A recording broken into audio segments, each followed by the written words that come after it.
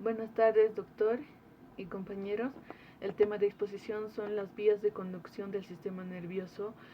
Los integrantes del equipo somos mi compañera Jessica Mamani y mi persona Raquel Nicole Mendoza Choque. El caso clínico.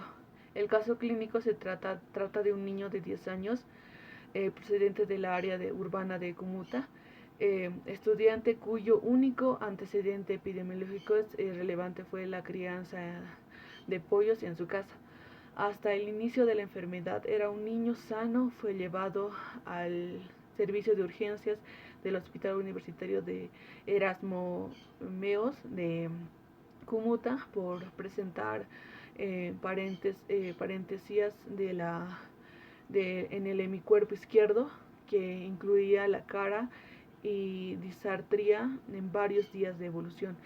En la valorización se diagnosticó un paciente en buenas condiciones nutricionales con alteración del habla y nistagmo vertical. Se realizó una tomografía axial computarizada donde se evidenció lesiones y también se hizo una radiografía de tórax y fue normal. La proteína C activa también fue normal y en el cuadro hemético mostró hemosinofilia. Luego de tiempo regresó y pues por un empeoramiento y sus condiciones generales se encontraron soñolientos con disminución de agudeza visual, palidemia bilateral, distagmo vertical, ataxia truncular. Se le solicitó una resonancia magnética pues de cerebro y de la columna cervical simple, y pues ahí se pudo observar en las imágenes, se evidenció múltiples lesiones nodulares hipointensas del T1, hiperintensas del T2, que captaron un medio de contraste para magnético para la localización del tronco cervical y de la médula espinal cervical. Esta última se encontró un ensanchamiento de la C1 y hasta la C7. Además existía una hidrocefalia obstructiva por una obstrucción lo que era acuductal con el edema transependimario y cervical. Se le realizó un tratamiento y luego se volvió a realizar unos exámenes donde se pudo observar en las imágenes que el encéfalo y la médula espinal realizaban en 10 meses después de mostrar una desaparición de las lesiones nodulares y la disminución del volumen de la médula espinal cervical. Ahora hablaremos sobre lo que son las vías de conducción sensitiva o ascendentes.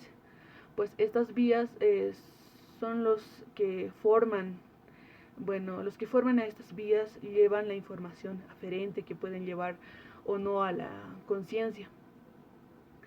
La información general es llevada a través del sistema nervioso desde las terminales sensitivas periféricas.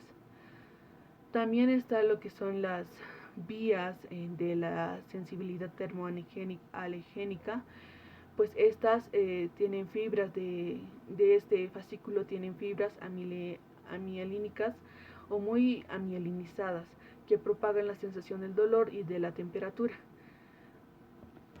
También están lo que son las vías de sensibilidad táctil, protopática y simple, pues estas son fascículos espinotalámicos anteriores que transmiten estímulos relacionados con el tacto superficial. Es la sensación protopática del roce de la pluma y también del roce del algodón. Se puede sentir todo eso sobre el área de la piel. Pues también consta de 3 neuronas importantes que podemos ver en las imágenes. La primera neurona tiene un ganglio raquídeo o sensitivo. Son fibras nerviosas ingresan por el surco posterolateral de la médula para ingresar a la zona de Lis-Sarber. La segunda tiene un núcleo propio del asta posterior y sus fibras cruzan la línea media por la comisura gris anterior de la médula espinal. La tercera tiene un núcleo ventroposterolateral del tálamo y sus fibras se dirigen a través del brazo posterior de la cápsula interna de gyrus postcentral.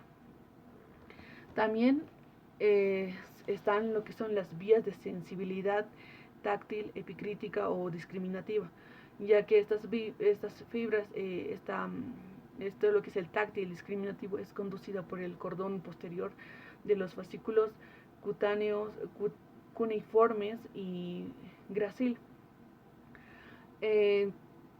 También consta de 3 neuronas. Pues la primera neurona tiene ganglios raquídeos sensitivos y sus fibras nerviosas ingresan por el surco posterolateral de la médula. También el segundo tiene núcleos gracilis o de Golgi, Cutneutus o Berdach del bulbo. Sus fibras producen lo que es la decusación sensitiva y forman el epnis medial. La tercera tiene un núcleo ventroposterolateral del tálamo y sus fibras se dirigen a través del brazo posterior del núcleo lenticular del gyrus postcenter. También están lo que son las vías sensitivas profundas, propiosépticas, conscientes, pues son componentes de vías del tacto epicrítico. La sinapsia, esto es el sentido de la posición y la vibración, es conducida también por el cordón posterior. Consta de receptores propiosépticos, el de huesos, neuromusculares, órganos tendinosos de Golgi y corpúsculos de Barter-Pacini de las articulaciones. También está lo que son las vías de sensibilidad profundas posterior inconscientes. Estas es la sensibilidad propioséptica inconsciente, está conducida por los fascículos espinocerebelosos anterior y posterior del cordón lateral. Pues este fascículo posterior propaga impulsos de los huesos musculares y del órgano tendinoso de Golgi, del tronco y de las extremidades superiores. Estos también son impulsos que discurren pues por las fibras nerviosas mediante la mielinización. También vamos a ver lo que son las vías de conducción sensitiva del consciente de la cabeza. Las vías trigeminales conducen el tálamo de las sensaciones exterosépticas y propiosépticas de la cara y de la cabeza. Estas sensaciones exterosépticas son conducidas por fibras sensoriales, somáticas, que propagan la sensación del dolor, la temperatura, el tacto de la cara y la superficie anterior de la cabeza.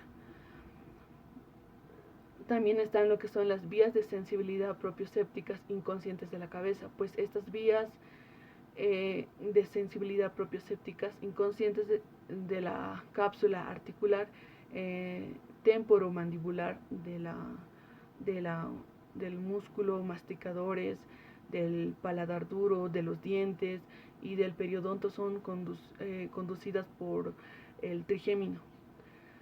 Este consta de una primera y segunda neurona. La primera neurona existe pues una estación neuronal constituida por el núcleo mesocefálico del trigémino. La segunda consta de fibras eferentes que terminan en el cerebelo y el tálamo, en lo que es el núcleo masticador, complementando así el sustrato formofuncional del reflejo masticador y los mecanismos que controlan la fuerza de la mordida.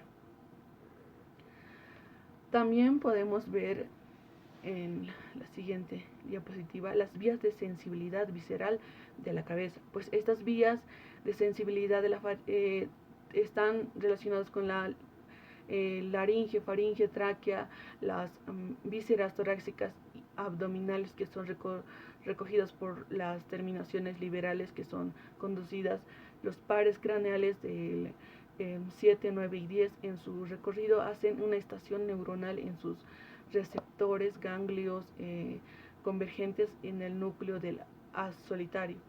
También consta de una primera, segunda y tercera neurona. La primera neurona tiene un cuerpo neuronal se localiza en el ganglio geniculado, los ganglios petrosos y por último los ganglios yugular y plexiforme del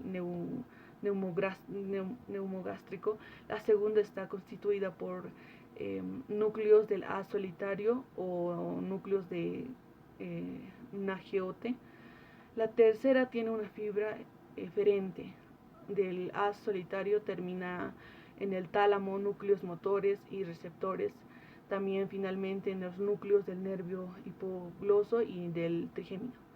Ahora voy a pasar a mi compañera, va a continuar con la exposición.